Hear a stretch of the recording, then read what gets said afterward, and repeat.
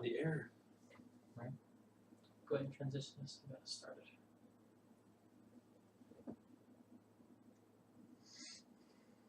Hey guys. Welcome back again. Fixing audio issues. This time you can probably tell that I'm Scott. Daniel. Rather than the chipmunks. So, like we were saying, this is a heavy combat episode. Heavy combat episode. 3 distinct battles. You could argue 4 distinct battles. Yep. Also our first guest star of this campaign. Yep. 3 bosses. 2 mini, 1 large. Somewhere in that time frame. Maybe 3 mini. I don't know. Because we have the Null Pack Lord, who's actually a reoccurring mini boss. The Priest of Yanagu, and the Manticore. Yep.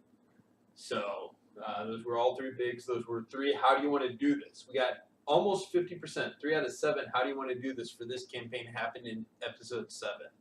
Yep. And we are keeping with, back to, however you want to look at it, the guest stars getting the killing blow. Yes. He got one of them. He got the one on the Manticore. Okay. Which was pretty gruesome. So, yes.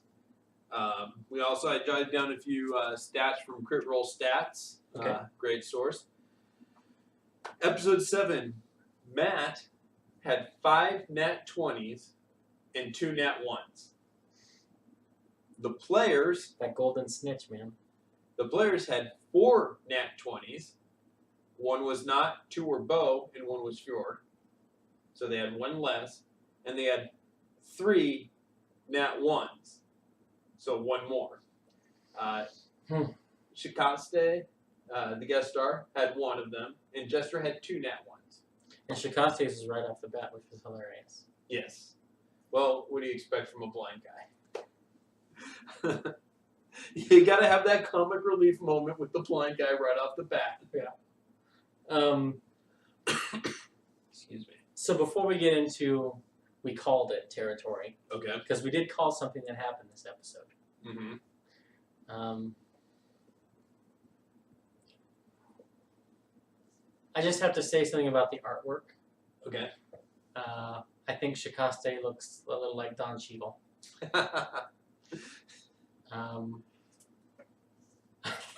Yeah, that was... Maybe if he and the grandpa from Boondocks had a kid.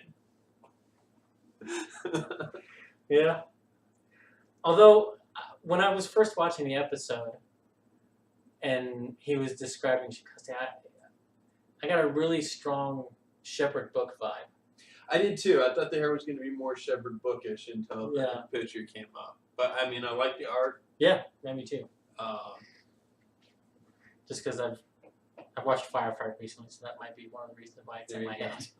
Well, while we're on the subject of him, let's talk about him a little bit. Okay. And what we know about this character. Yep. We know he's a human. Yes. We know he's a Tempest cleric. Yep. We know that he has the magic initiate feat. It's very inhuman. Yes, because of the Find Familiar. Because he has a familiar.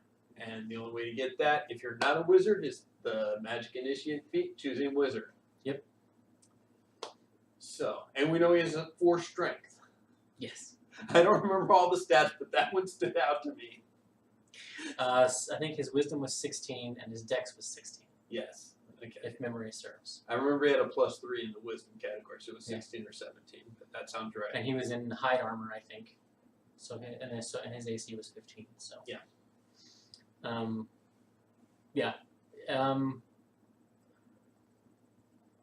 We've said before that we don't want to side seat drive the characters, and I don't want to backseat drive Matt.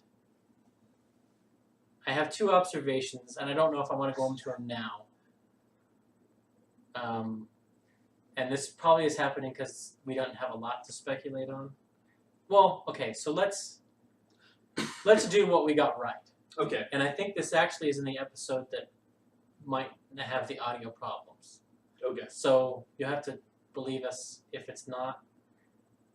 Anyway, we said a week or 2 ago, so last episode or the episode before, which is the one with audio problems, that we expected, when we were speculating on when Matt would ask them for their group name. Mm. Do you remember? Mm-hmm. Do you remember what we said? No, but it was 2 weeks ago. It's been a busy couple of weeks at work. Yeah. We said by episode 8. We did, yeah. We were like 7 or 8 is when he'll probably ask them. Yep. And he asked them this last episode. Yep. So we caught I don't know what our percentage is. If anyone from Crit Roll Stats has been watching these, feel free to go back, take a look, let us know. But I'm pretty sure we're at least a 2/3, if not higher. Yeah.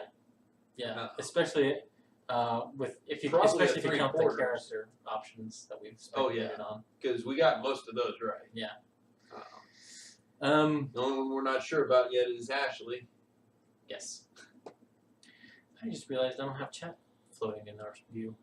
Oh. Tech guy, if you have any chat, let us know. And I'll try to get it up. But anyway, so my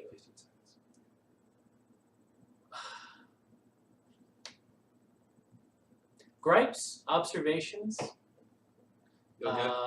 praise for Matt for this episode. Okay.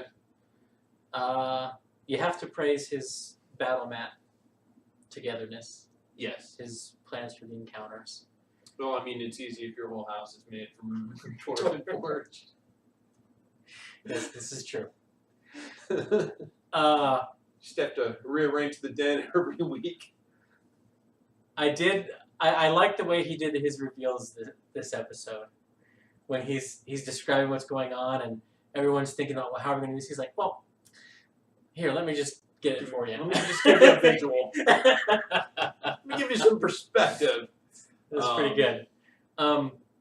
Going off of that, I love that the wall was pulled away at the hole, but it didn't get pulled away until it was too late. I almost think that was intentional. Not that he was trying to mislead them, but he wanted to see how much they were paying attention. Yes.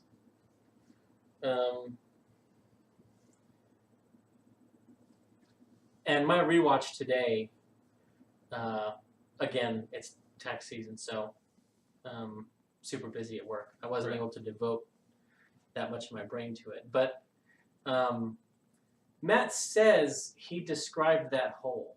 And even on the rewatch, I don't remember him saying anything. And again, my memory could be faulty because I wasn't devoted. I thought 100%. he had.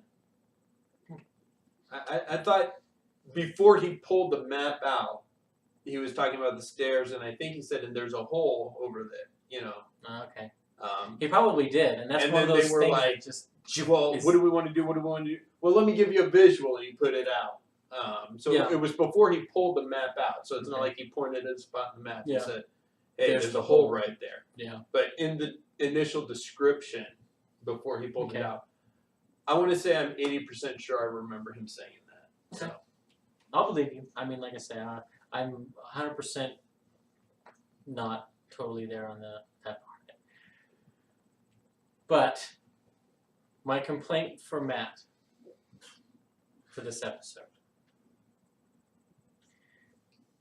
He had forced movement provoking attacks of opportunity, which forced movement usually does not. And it was when Not went to save the little boy, and when Not went to save the kid again, and then Bo went in to save her. Yeah. And I was cringing when I was watching it because I was like, no. For a couple reasons. One is mechanics based. I know you're not supposed to do that, but also from a role-playing and player/character drive, you don't want to punish your players for being heroic. Right.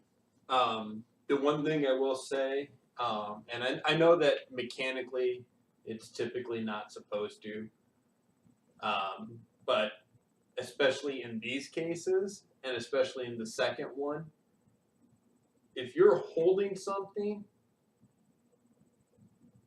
it should be able to attack that thing you're holding as well, whether it be a person, in my opinion. I mean, if Tim pulls you out of that chair, that doesn't mean I can't punch at you while you're leaving. It's not like, oh, he's being forced to, I can't touch him. And especially in the second one, because Not had killed the Manticore's babies. Yeah, and but Matt even said he had taken she had taken the disengage action, which is another argument against that. That's true. Manticore's attack. That's true. But you know, people are human. Yeah, it's a game. Well, like I say, I mean, in the moment, it was a little cringy, and if I was at the table, I probably would have argued. In the moment, it made sense with the story, and it, you know, like Matt said several times, like I know I've said on our different shows, whether it be GM Corner, Under the Hood, in our live streams, we're people. It's a game. We're gonna make mistakes based on the narrative from time to time. You know what? It's just a group of people having fun. Yeah. If we break a rule here or there, we bend a rule here or there, it's not something to get bent out of shape over. Yeah. So I'll play the devil's advocate and say, you know what? I'm okay with that happening. Yeah. Although the bow one against the Manticore, sort of, like not could have gotten herself out of that. Because she went before the Manticore in initiative. Yeah. And could have taken disengage and dash on her turn. Bo rushing in to do that was, again, heat of the moment, the narrative. True. And I don't want to, like I said, I'm not backseat driving them. Right. It's just, well, that's another thing that I wanted to talk about. But let me praise Matt again first before I get to something else I wanted to talk about tonight. Okay. We already talked about Shikasta and his 13 decks, or 16 decks plus 3 modifier, and his 4 strength. Yes. The club that he was using was a reed. So I think they worked it out so that he could have a dex-based weapon. Yeah. That wasn't a rapier or anything. So, and I like that. So I just wanted to give Matt a shout out for that. Yeah, definitely. Because monkeying with the weapon qualities like that is not game breaking. No. Now you can't do like a D12 weapon with finesse and reach. Just. Well, why not? Yeah, no, it didn't happen. And so use the light property too, so you can roll 2 of them. It's called putting rocks at the end of your whips. Whips aren't light though. That's true. And they're only D4s. So that's why you put the rocks at the end of them. Yeah, 8-pound rocks. Well, no, I guess a maul's still only 6 pounds. But so yeah, that's my complaint / praise for Matt for this episode. Okay. And keeping his timing on I guess our being able to read his timing about when he's going to ask them for their group name. Yeah. But the other thing I wanted to talk about tonight, is how they're gelling. because they're starting to get into a rhythm now. They are. Yeah. Which I thought was interesting. And actually, one of the funniest moments was Liam going, "I'm going to cast a fireball, but it's going to miss." Yep. Yeah. Yep. Or firebolt. Firebolt. Although he did get one of the 3, how do you want to do this? Yes. In that episode. Against I the have priest. a theory about Caleb that we Okay. can get to later. Okay. But I'm monopolizing. Do you have anything you wanted to? You know, again, combat heavy, not a lot of story driven, not a lot of character reveals. I think everything kind of went to the stuff we've already talked about and speculated on. Including, and I'm going to let you get to it, but the straw that you're grasping for. I'll let you talk about that because it's your straw. Yep. The one thing that I was wanting to talk about is, since we have a guest star, we've kind of talked about him a little bit. Let's speculate, maybe think of a couple of people who were in the last campaign that might come back. Not necessarily the characters, but the players. Yep. And maybe some new ones we'd like to see. Okay. I have at least 3. 3 people that you want to see come back, or you want to see show up for the first time?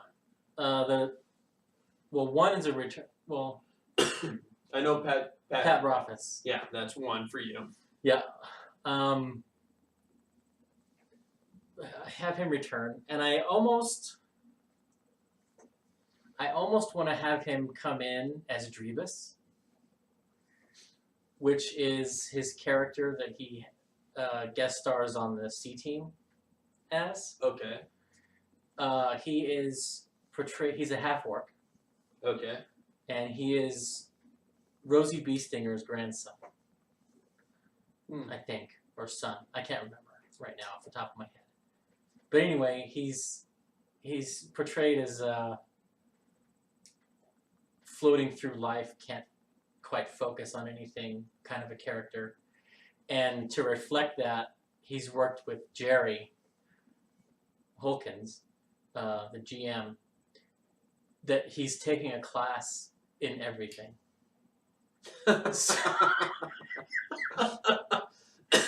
And he doesn't have the stats to quite be able to do that legally.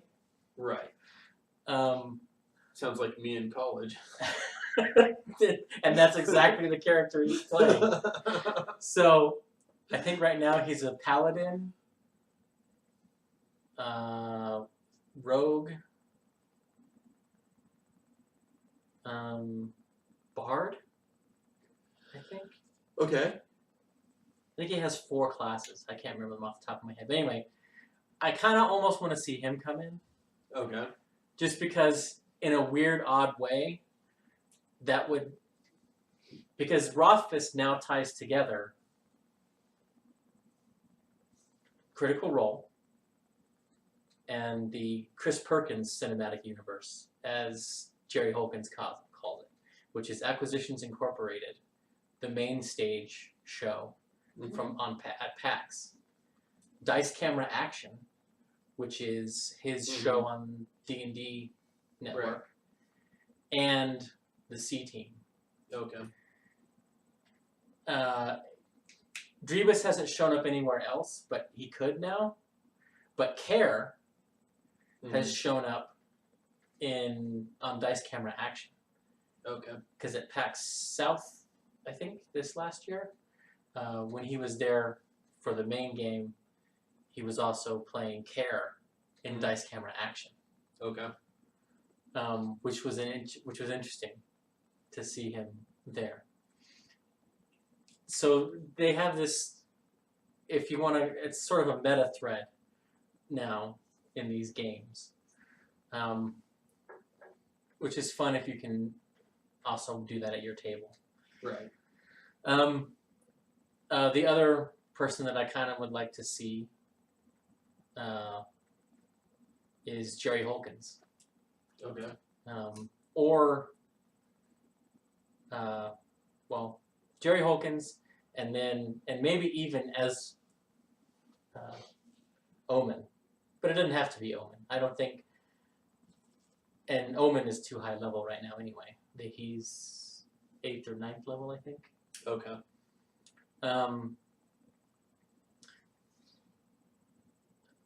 The other one is I think I'd probably like to see Chris Perkins appear again. Okay. For me, I know he's probably a shoo-in one, but I just really like the guy. I like, the character he played. I'd like to see him delve into something different, but would be Will Friedle. Pretty sure he and Mary are definitely going to come back, given the amount of times they were on in the first campaign. They seem to be pretty close. Well, and they're there a lot. Yeah. Will Friedle's got. He's got his own show the there. Painting show. The Painters Guild. Yeah. But I'd like to see Will. I'd like to see Pat as well come back. For new people, I have 2 that I'd really like to see show up. Okay. Both of them have ties to people in Critical Role. And both of them, well, one is someone who we both like, is RPGer, not a voice actor. It's not to my knowledge, but he is a writer. And that's Matt Colville. Yeah, I purposely kept him off my list because it's almost now a game for him to see how long that he can avoid now being on the show. It is. But I think you have to have the guy who's writing the comic. I would really, he's writing the comic. I would really like to see him on the show, interacting. I know he's good friends with Matt. I know he's good friends with Liam. I know he's become friends with Travis. I think that's a more recent friendship. Yeah. But I would really like to see him in there. I'd like to see him interact with that group. The other one, she's a voice actor. She's also been in some sci-fi shows. She was in Farscape. She was in Stargate. She's done some video game work with both Travis and Laura. And they've shared a lot of videos together through Twitter and Instagram and things. And that's Claudia Black.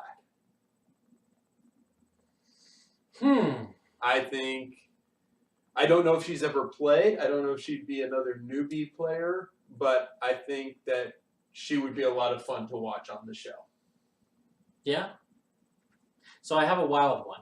Okay. And it's 3 degrees of Matt Mercer sort of a thing. Okay.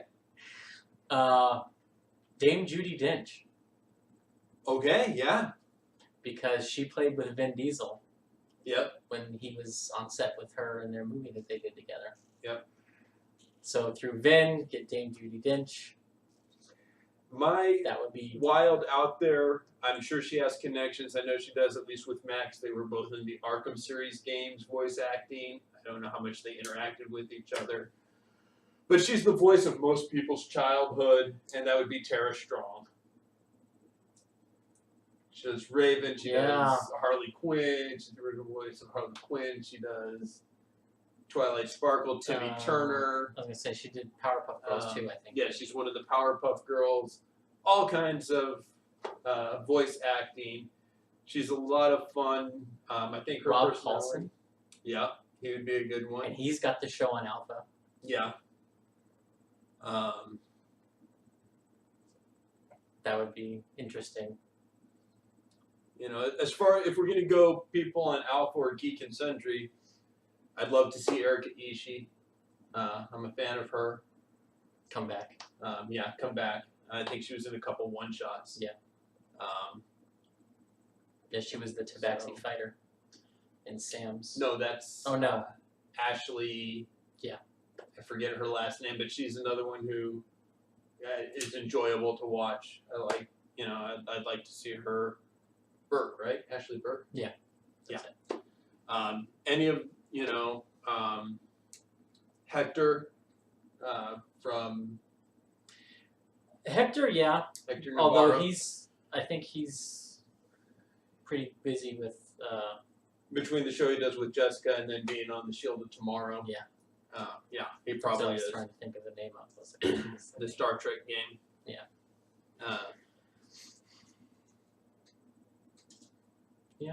Yeah, so, I mean, there's a lot of possibilities out there. We could pick random people, connected or not, all night long. But I would say if I'm going to narrow it to 3, it'd be Will Friedle, Matt Colville, and Claudia Black. Yeah. Would be my most wanted guest stars, other than myself. No. Well, yeah. I mean, we kind of have to take ourselves out of the running. I mean, honestly, I don't know that I would love to play with them, and that would be great to be on, but I don't know that I would want to. I think I'd rather just meet them and watch them play from the set and just watch the whole thing happen. Yeah. Than actually be there, you know, at the table. I mean, I'd love to play with them. I mean, you talked about I hadn't shown it yet. I have Vox Machina in Draconic tattooed on my arm with the Critical Role symbol. So, I mean, I'm a little bit of a fan. Yeah.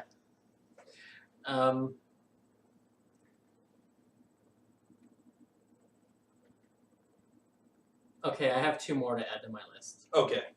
And and having thought of them, I think I might want them more. Okay. Holly Conrad and Chris Straub. Okay. Holly Conrad's Dice Camera Action. She's been on Acquisitions Incorporated, playing the same character, Strix. Okay. I would almost like to see her play something else. Yeah. But yeah, it would be. I think I would like to see them most. Like Chris Straub, his performance of Cthulhu Straub, his Drow Warlock, is exceptionally enjoyable to me. Nice. But yeah. So in that community, that's sort of my short list too. Yeah. All right. So the ongoing long-term speculation of the show. Your straw. My straw. Let's have it. So, if you've been watching us, or if you haven't, this is your first time. My big theory is the big bad for this campaign is going to be Chained Oblivion. Mm-hmm. And I'm fully on board with that. I 100% back that. I believe that too. And I also think he's probably going to use the Tarrasque as its stat block, or modify the Tarrasque. And we didn't get, and we joked last week that I would find anything in this episode. Yes. To pin, to say, yep, there it is. Yep. So my one straw that I got. He found something to grasp, folks. Was the prominent description and look and existence of the chain that the Manticore was in, or presumably that the Manticore was in. Right. But I was like, chained. That's it. So foreshadowing, like, to the 9th degree. Yeah. If that is, I mean, honestly, even if we're right in the Chained Oblivion is the big bad end, I think this is merely coincidence. Even if it happens and you go back and say, see, I told you the chain was there, and it was still just coincidence. As Elam Garrett says, I believe in coincidence. I don't trust them. So, yeah, I think that's going to be interesting. And I had also been talking about how I thought the first arc was going to be Faye. Mm-hmm. It's looking more Fiend. Yeah. And I thought about it, and I think that will be the second tier. Will be Faye? Yeah. Okay. I'm not taking it completely off the table. But You're I got... shoving it back. Yeah, I got to thinking about it. That makes more sense, because your theory with the Fae, they're going to need to be higher level than first arc to deal with that guy. Yes. Well, not just to deal with him, but because I got to thinking about it, and right now they can't get there. Yeah. They can't get to the Feywild. If they happen to fall in, they can't get back. Right. So I don't think he would do that until they have that ability. Right. And Plane Shift is a 5th or 6th level spell. Maybe 7th. Maybe 7th. I want to say 7th. So. Yeah. Yeah. Any speculations for next week? Oh, the one bit of character development that we did get. Okay. Sorry, I'm jumping all over the place here. But hey, we're called Wild Speculations for a reason. Right? So, Caleb. Yes. Had a major sort of character moment in this episode. Okay. When he got the "How do you want to do this?" Mm-hmm. Matt made him roll a wisdom saving throw, and he failed. And he went almost catatonic. Okay. I don't know if they've worked this out pre-stream in their talking and whatnot, but I think Caleb witnessed somebody or did it by accident burning someone to death. Okay. Someone he cares about when he was studying magic. Okay. Because his 2 books are family heirlooms and his spell book is burned. Yeah. Yeah. So that's my bit of sort of speculation for Caleb there. And I don't know if they're working with madness. You know, if that's true, he may be an inheritor background.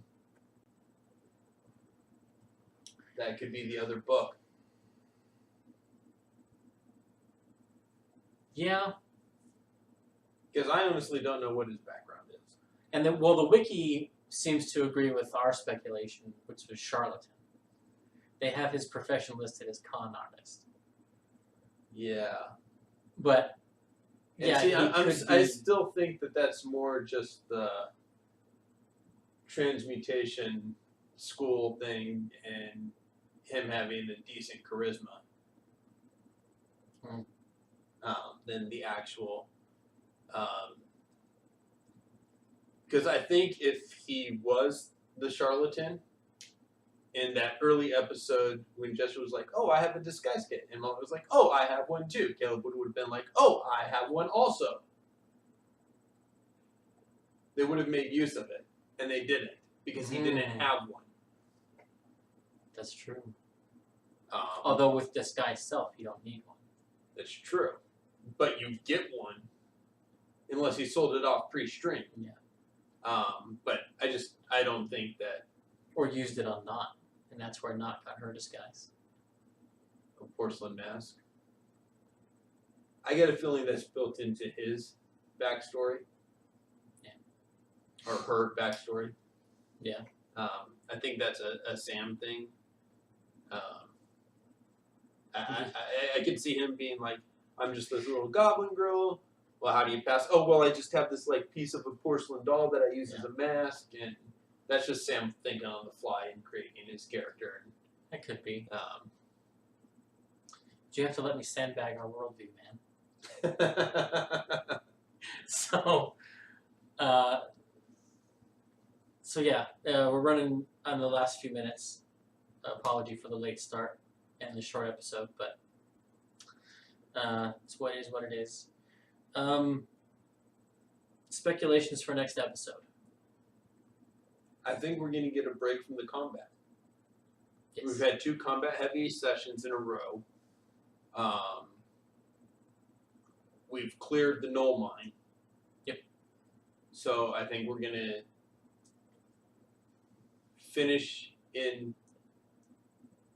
Aldel and Allfield and start moving towards the dash.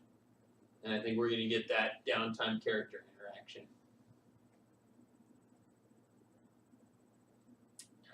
Either that, or if we stay in Allfield, we're going to have, as I mentioned last week, I said, if we go back to town, we're going to have interactions with Jester, learn more about her backstory because of the Gnome.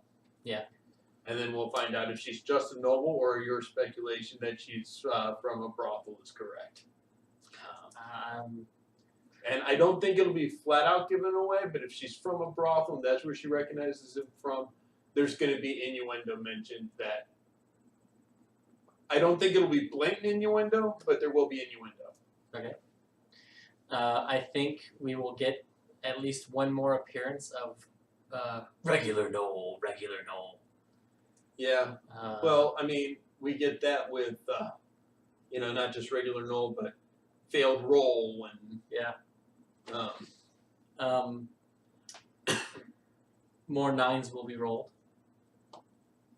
Not that I want that to be construed as I'm cursing them with a low roll, but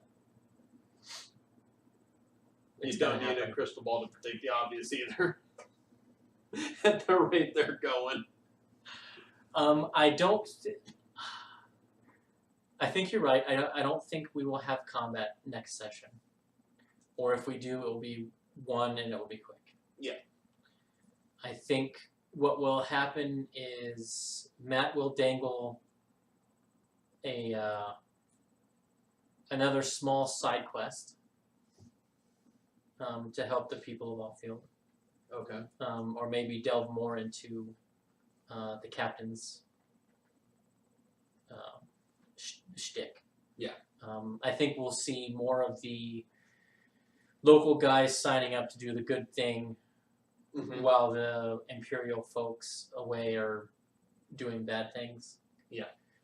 I think if we're going to be exploring the Fisher King angle, we'll be getting more of the poisoning of the land sorts of stories.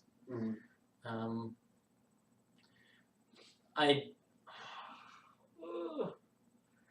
don't want to say that they're going to get a note about, oh, this other village is having a problem with gnolls. But that could come up. Yeah. No, I think if anything, we'll see him go back, help out with that inn, meet Bryce, meet the gnome, move on to Zadash. Yeah. I don't think there's much left to do in Allfield. Yeah. So that's about it.